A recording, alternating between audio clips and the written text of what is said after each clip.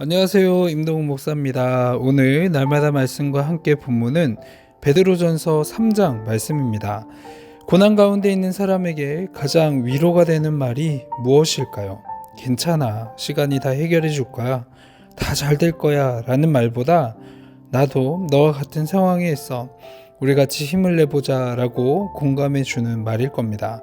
베드로전서 3장 17절에서 선을 행함으로 고난을 받는 것이 유익하다라고 말하고 있는데 그 이유가 오늘 본문 가운데서 나타나고 있는 것을 볼 수가 있습니다. 우리의 삶에서 아무리 많은 고난이 있다라고 할지라도 죽음보다 더 큰 고난은 없을 겁니다. 지금 너무 힘들고 무너질 것 같은 고난이 있더라도 그것이 절대 예수님이 당하신 그 고난보다는 크지 않다라는 것이죠. 베드로는 예수님이 당하신 고난을 설명하며 성도들의 고난이 그들에게만 있었던 고난이 아니었다라는 것을 이야기합니다. 예수님께서 당하신 고난은 반복적이지 않았고 단번이었습니다. 단번에라는 말은 예수님의 고난과 죽으심의 그 독특함과 충분하고 완료된 것을 강조하고 있습니다. 그것은 본문에 나와 있듯이 우리를 하나님 앞으로 인도하시기 위함이었습니다. 베드로전서는 소아시아 일대에 흩어져 고난받으며 살던 성도들로 하여금 믿음을 잃지 않고 잘 견뎌낼 것을 격려하기 위한 서신입니다. 베드로는 받게 성도들에게 예수님께서도 고난 받으셨음을 설명하며 위로와 격려를 하고 있고 앞으로 나아가야 할 방향은 하나님 앞이다라는 것을 설명을 합니다.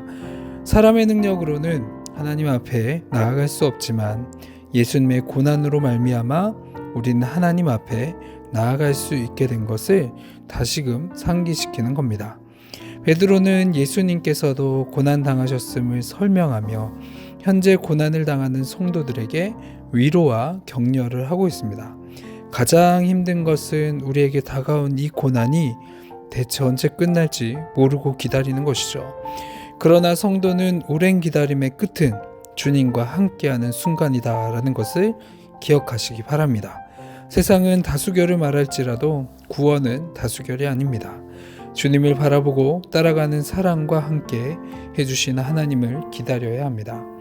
성도로서 올바른 믿음을 지키며 살아갈 때 때로는 불이익을 당하고 고난 가운데 있다라는 생각이 드십니까? 그렇다면 우리는 노아 시대의 그들의 가족처럼 올바른 길을 걸어가고 있는 겁니다. 비록 그 길이 힘들고 지치더라도 오랜 기다림 끝에는 하나님께서 기다리고 계신다라는 사실이 우리의 소망이 되기를 바랍니다. 계속해서 21절 또 22절 말씀에 보면 베드로는 노아의 홍수와 교회의 세례를 연결하고 있습니다. 물은 예수 그리스도께서 부활하심으로 우리를 구원하시는 표이며 또 그것을 세례다라고 말하는데 물 자체에 사람을 구원하는 힘이 있는 것이 아니라 이 물은 하나님의 구원의 능력을 상징하는 것입니다. 물을 통해서 노아와 그의 가족들은 구원받은 것처럼 세례를 통해서 성도들은 새 삶을 살아가며 구원을 받게 되어진 것이죠. 세례는 육체의 더러운 것을 씻어내는 것이 아니라 영적인 씻음을 의미합니다. 또한 세례를 통하여 하나님을 향한 선한 양심의 강구가 필요합니다. 여기서 중요한 것은 바로 하나님을 향한다라는 표현이죠.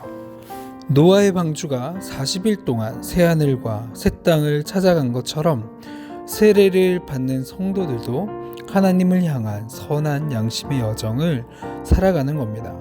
성도가 세례를 받는 것은 옛 죄에서 용서함을 받고 죄된 상황을 그치도록 하는 것이 우리의 목적의 전부가 되어서는 안 됩니다.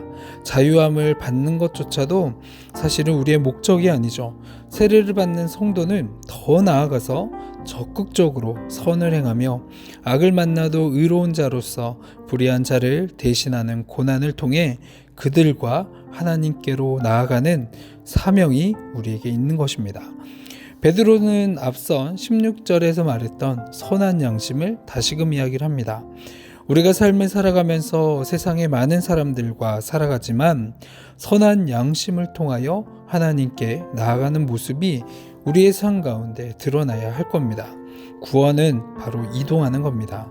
노아의 방주가 물 위에서 이동했던 것처럼, 이스라엘 백성이 광야를 이동했던 것처럼 계속해서 이동해야 됩니다. 예수를 믿고 복을 받아서 이 세상 가운데서 행복하게 잘 사는 것이 이 복음의 목적이 아니죠. 복음은 믿는 자로 하여금 이 세상을 지나가 정한 목적지에 도착하게 하는 여정입니다. 하나님을 믿고 있는 성도들은 지금 계속해서 움직이고 계십니까?